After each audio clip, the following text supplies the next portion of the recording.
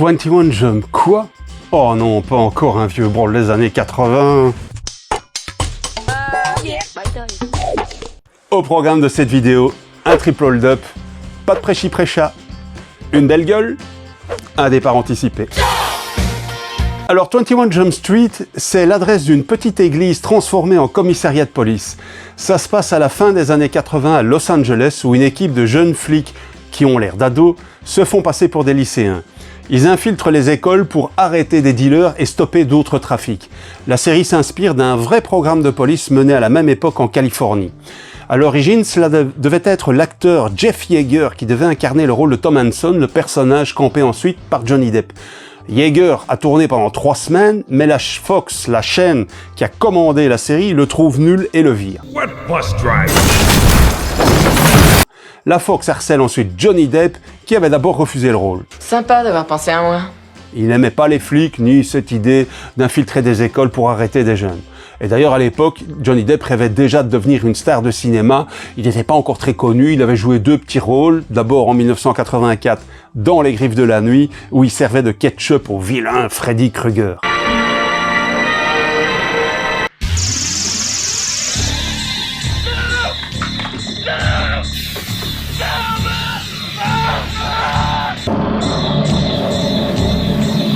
Ouh, ça doit faire mal.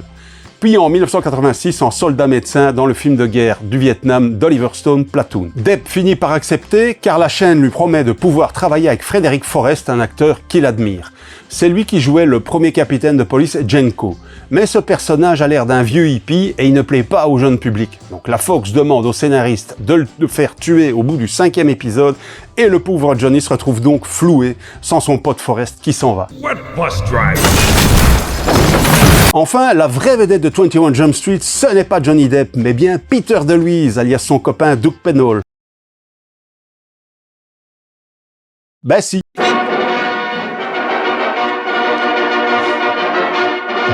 Quand vous regardez la série, c'est lui qui a le rôle le mieux écrit et surtout le plus attachant. Par exemple, dans l'épisode ici... Qu'est-ce que t'as? Tu vas cracher le morceau? Arrête! Ma mère s'est suicidée, connard! J'avais 6 ans! Je suis un peu allergique au sujet, parce que depuis, j'ai jamais pu penser à autre chose. Et c'est un grand rigolo, ce qui permet de détendre l'atmosphère, souvent lourde de la série, vu les thématiques plutôt sombres qui sont présentées. Et pour se marrer encore un coup, on avait aussi le concierge Sal Banducci, un type assez déjanté, mais sans doute pas nécessaire. Au cours de leurs enquêtes dans les bahuts, Hanson et sa bande vont se retrouver confrontés à toutes sortes de problèmes de société, encore d'actualité de nos jours. T'as quand même un peu les boules, hein?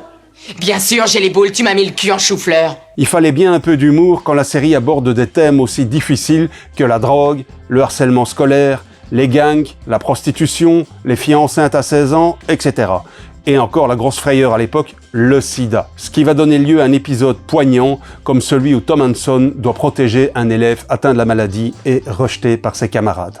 J'aimerais tellement qu'il n'ait pas peur de me toucher. Plus personne n'ose me toucher, plus personne. Ce qu'il y avait de cool dans cette série, c'est qu'elle ne faisait pas la morale, il n'y avait pas de prêchi-prêcha comme l'explique Peter DeLuise alias Doug Penhall, encore lui. La chose typique que fait tout parent quand un gosse veut faire quelque chose de mal, c'est de le pointer du doigt et lui dire non. Dans la série, on ne fait pas ça. On montre ce qui arrive si on le fait. Peut-être que ce message passera auprès des jeunes. En parallèle de leurs enquêtes, les jeunes flics vivaient aussi toute une série de drames personnels. Ainsi, Hanson perd sa petite amie, tuée violemment par un braqueur, et nourrit une obsession malsaine pour son assassin. Cet épisode est d'ailleurs le préféré de Johnny Depp. Ensuite, il y a son collègue Yoki, qui a survécu à la fin de la guerre du Vietnam, mais a été traumatisé par la perte d'un ami, et s'est ensuite intégré à la vie américaine en devenant policier. Ou encore Doug Penhall, qui tombe amoureux d'une belle jeune femme venant du Salvador, mais son amour va disparaître et il va partir à sa recherche. Enfin, il y avait des épisodes assez bizarres mais assez marrants comme la Saint-Valentin où ils se racontaient leurs galères amoureuses et encore nos jeunes années où on les retrouve 50 ans plus tard. Ça n'a rien d'extraordinaire vu le nombre d'écoles que j'ai fréquentées. Bref, pour l'époque, c'était une série bien foutue, intelligente, qui sortait du lot et plutôt inhabituelle chez un producteur comme Stephen G. Cannell, vous le voyez ici, qui nous avait habitués à des séries plus légères et pas vraiment intelligentes comme Rick Hunter, Inspecteur Shock ou encore Agence to Risk. Ça, c'est très fort. En coulisses, Cannell a confié les rênes de 21 Jump Street à son collègue scénariste Patrick Hasburg, qui avait déjà bossé avec lui sur Agence to Risk et le juge et le pilote. Un homme tellement discret qu'on n'arrive pas à trouver d'interview avec lui. Le voici donc en photo. Vous avez vu le mur de briques derrière lui? Ça vous rappelle rien?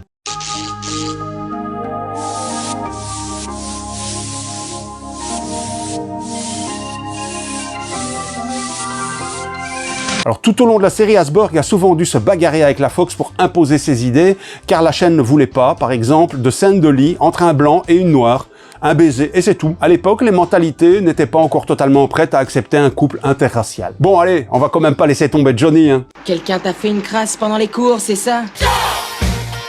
Alors évidemment, le beau gosse de la série, c'est Johnny Depp. Le rôle lui apporte rapidement gloire et argent, on le voit sur toutes les couvertures de magazines pour jeunes. Mais c'est un statut d'idole pour jeunes qu'il a du mal à accepter et il préfère jouer les rebelles. Job, contract, responsibility. Pendant la deuxième saison, quand la série devient numéro 1 des programmes les plus regardés par les jeunes, la Fox a donc réussi son pari d'attirer ce type de public très recherché par les annonceurs publicitaires. Mais la série commence à ronronner et les scénarios ne sont plus très développés pour le personnage de Johnny Depp, Hanson, Hobbs et Yoki. Les producteurs décident donc de secouer tout ça en introduisant dès la saison 3 le personnage de Booker incarné par Richard Grieco. Le gars ressemble à une sorte de mélange entre Michael Jackson et Mickey Rourke, à la fois lisse et bad boy. Une autre belle gueule qui va faire de l'ombre à Johnny Depp puisqu'il va semer la zizanie au sein de l'équipe. En coulisses, Richard Grieco se frotte les mains puisque c'est lui qui reçoit désormais le plus de lettres de fans avant Johnny Depp. Mais le cinéma fait les yeux durs à Johnny Depp qui préfère tourner des films. Normal, t'es mieux payé et tu bosses moins et en plus la notoriété, elle est plus durable qu'à la télé. Au final, Booker quitte la série au début de la 4e saison et part jouer dans sa propre série qui ne durera qu'1 an. Grieco espérait ensuite devenir une star de cinéma, mais il a rapidement disparu des écrans après seulement 2 films, Espion Junior et Les Indomptés. Dommage, Richard.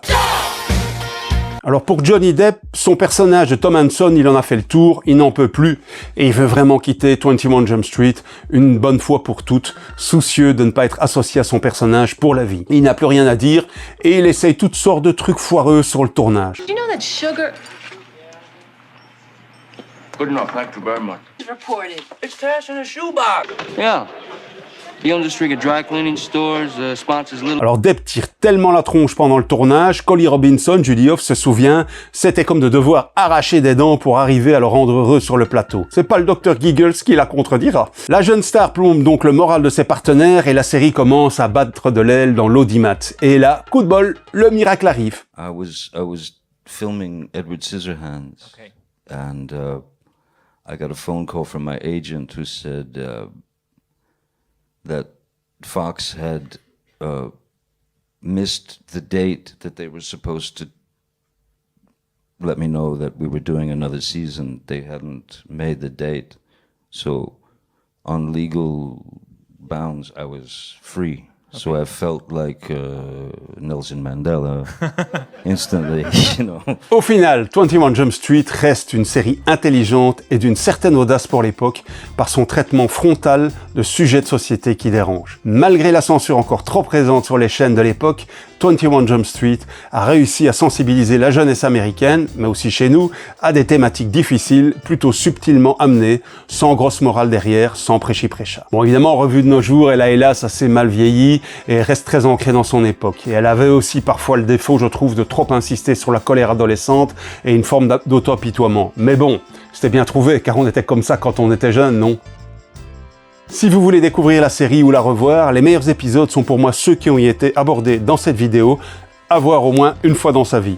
21 Jump Street est disponible en DVD chez Universal depuis 2009, en version française et en version originale sous-titrée en français. Je fais volontairement l'impasse sur les 2 films car il n'y a rien à en dire. Merci de liker, partager, vous abonner. À la prochaine!